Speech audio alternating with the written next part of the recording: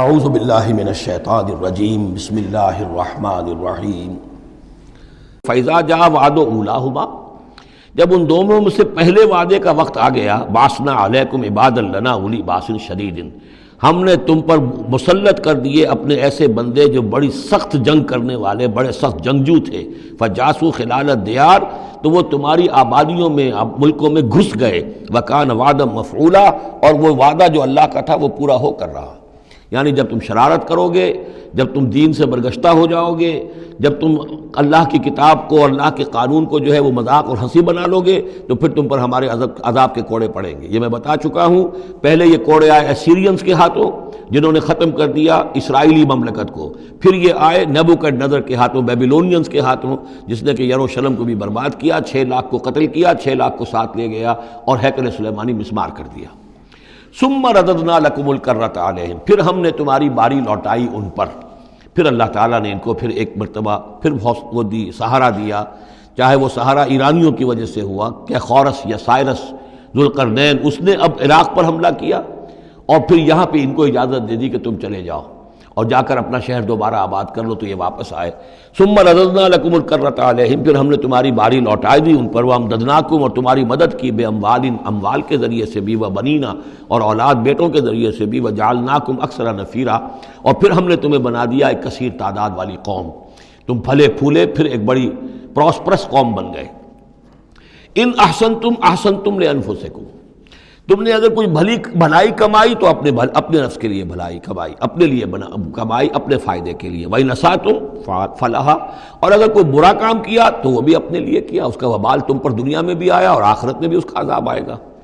فَإِذَا جَاءَ وَعْدُ الْآخِرَةِ جب وہ دوسری مرتبہ کی وہ سرکشی اور تمرد اور شیطنت تمہاری اور تمہارا جو ہے دین سے برگشتگی کا دور آیا تو دوسرے وعدے کا وقت آیا، لِيَسُوءُ وُجُوهَكُمْ یہاں وہ الفاظ محذوف سمجھیے، بَعَثْنَا عَلَيْكُمْ عِبَادًا لَنَا أُولِي بَأْسٍ شَدِيدٍ وہ گویا کہ الفاظ یہاں ریپیٹ نہیں کیے گئے، دوبارہ پھر ہم نے تمہارے اوپر ایسے زوردار لوگوں کو مسلط کیا، لِيَسُوءُ وُجُوهَكُمْ تاکہ وہ تمہارے چہروں کو بگاڑ دیں، تمہارے حلیے بگاڑ دیں، وَلِيَدْخُلُوا الْمَسْجِدَ كَمَا دَخَلُوهُ أَوَّلَ مَرَّةٍ اور وہ داخل ہوں مسجد میں یعنی مسجد اقصیٰ میں، ہیکل سلیمانی میں، جیسے کہ وہ داخل ہوئے تھے پہلی مرتبہ، جیسے بے حرمتی کی تھی بیبیلونینز نے بیت المقدس کی اور ہیکل سلیمانی کی، ایسی ہی بے حرمتی پھر کی ہے ٹائٹس رومی نے سن 70 عیسوی میں اس ہیکل کی بھی اور ہیکل کو مسمار کر دیا۔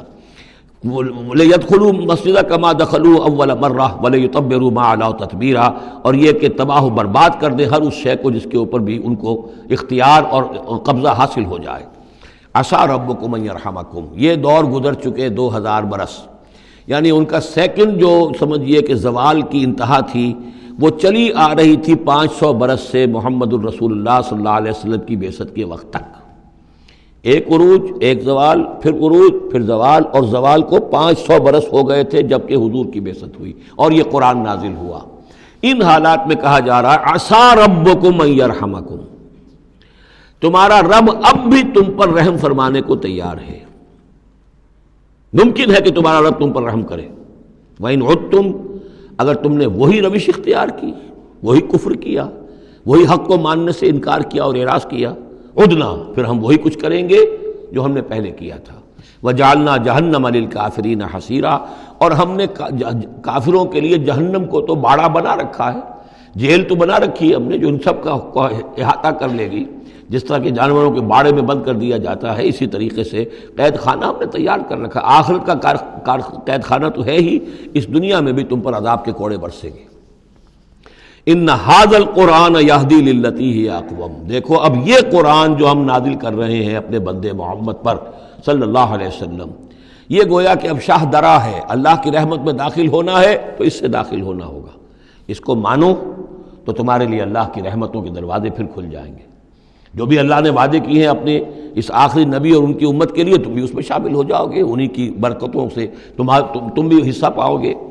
ان ھذا القرآن یہدی للتی ہے اقوم یقیناً یہ قرآن ہے جو اب راستہ دکھا رہا ہے اور رہنمائی کر رہا ہے اس راہ کی طرف جو سب سے سیدھی ہے، اقوم۔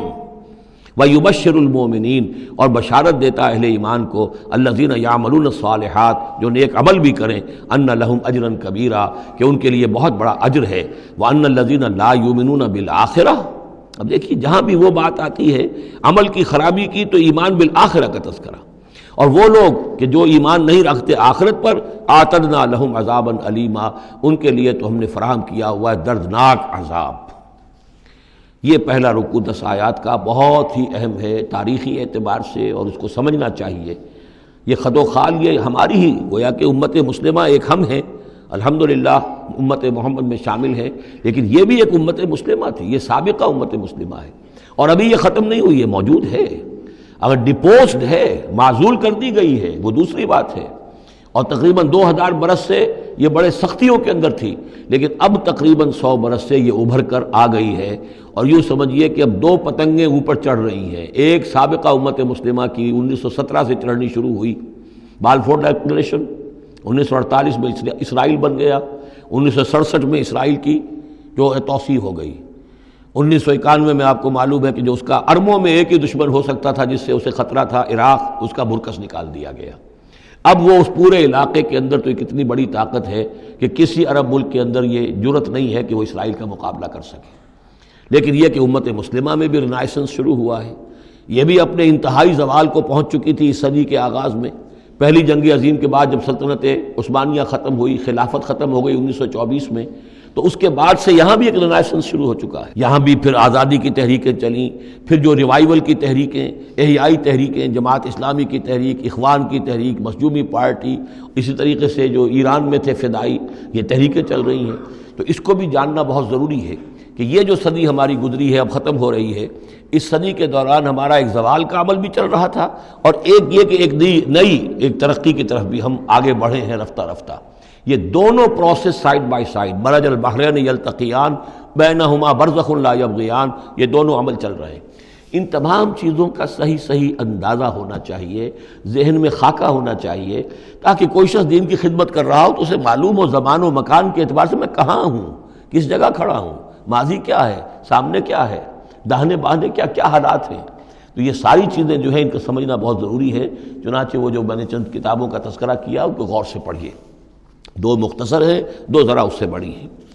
صدق اللہ العظیم۔